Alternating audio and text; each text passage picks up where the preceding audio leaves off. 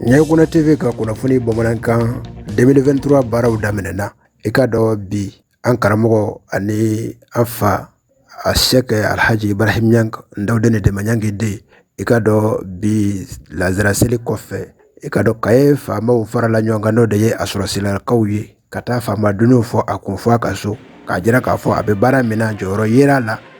a ka i ka dɔ silamɛya kofɔli la ani silamɛdenw farala ɲɔgɔn kan ani a kɛli la ka an karamɔgɔ ani an fa ladege n'o de ye Seyɛri Fɔnsɔn Madani Hayidara ye Basita den ba Madani den ye ka tila ka masaburu fiyɛ a ko. I ka dɔn ni an bɔra yen nɔ an karamɔgɔ a Sheikh Alhaji Ibrahim Niang Ndawdene Dema Niang de Kaye yan Alhaji Buna Niang kɔrɔkɛ don Ala ma hinɛ Buna na Kayekaw ka gɔlɔngɔfin kundo Buna san caman a y'o kɛ ani Karimu Jara min kun ye vigile ye i ka dɔn Alhaji Buna Niang nɔfɛ ani Jamiyatu Ansari Dini yɛrɛ o tɔgɔ la a kun bɛ wajuli kɛnɛ sigi 31 su fɛ ka weleda kɛ i ka dɔn k'a fɔ ka na Ala ka diinɛ mɔ ani ka jɔnw bali 31 kɔnɔna na minnu bɛ i ka dɔn waleyajuguw kɛ ka tila ka kuma kɛ u fɛ depuis a bɛ balola a y'o kɛ nka tuma min na ni Karimu Jara yɛrɛ soma yɛlɛmana a taara Ala ka hinɛ na Alhaji Buna Niang mun tun bɛ baara min fana kɛ n'o ye wajuli o fana soma yɛlɛmana nka an karamɔgɔ Sheikh Alhaji Ibrahim Niang ye nin baara in fana ta a nɔnɔ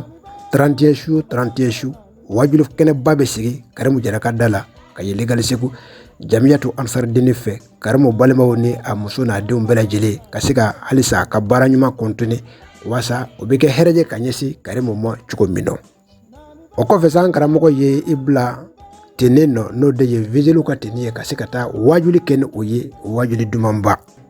I ka dɔn k'a fɔ jeunesse de coni olu de farala ɲɔgɔn kan ka jɛkuluba bila sen kan min ye u ka dugu den bɛɛ lajɛlen ye Mali kɔnɔna na ani Mali kɔ kan k'a bɛɛ lajɛlen fara ɲɔgɔn kan WhatsApp gurupuba kan wasa u bɛ se ka ɲɔgɔn dɔn san camanw kɛlen kɔ ɲɔgɔn kɔ fɛ cogo min na u farala ɲɔgɔn kan ka se ka bɛnkanw kɛ u ni ɲɔgɔn cɛ kalo samedi fɔlɔ ye u bɛ fara ɲɔgɔn kan ka se ka u ɲɛ jɔ ɲɔgɔn na ka se ka i ka dɔn k'a fɔ hakilinaw falen hakilina falen kɔnɔ olu fana ye o baara in sigi sen ka bɛn ka bɛn saa 2023 saa kalo fɔlɔ yɛrɛ mɔ ani a tile fɔlɔ o baaraw fana kɛra u fɛ. N'an bɔra yen nɔ an bɛ an ɲɛsin an karamɔgɔ Seyɛri Fɔnsɔn Madani Hayidara Basita den ba Madani de bɛ taamana Europe jamana kan nin waati in na ka daminɛ Italie ka taa Faransi i ka dɔn ka taa Espagne i ka dɔn k'a fɔ a ye olu kɔni koromokari fɛn min kɔni ye Jamiyatu Ansari Diniw ka so minnu jɔlen bɛ a tɔgɔ la ka so belebelebaw jɔ minnu kɔnɔna de damu ye ka di silamɛya ɲɛmaa ma Mali kɔnɔ ya bi n'o de ye Haut Conseil Islamique di Mali ma ɲɛmaa ye Seyɛri Fɔnsɔn Madani Hayidara kalanden minnu bɛ a tɔgɔ la n'o de ye Jamiyatu Ansari Diniw ye olu ye so belebelebaw jɔ ni jamana 3 in kɔnɔ wa Serifukɛ taara a bɛɛ lajɛlen dayɛlɛ yɔrɔ la an bɛ yɔrɔ min na i n'a fɔ bi a bisimilala Faransi dugukolo kan o kɛra jamako da ye an b'a ɲini Ala fɛ Ala ka sijan di ani a mɔ. Nyakuna TV bɛ wele bila ka taa i ka dɔn mankutulikɛlaw ma minnu ye jagobatigiw ye minnu ye ONGw ye minnu b'a fɛ u ka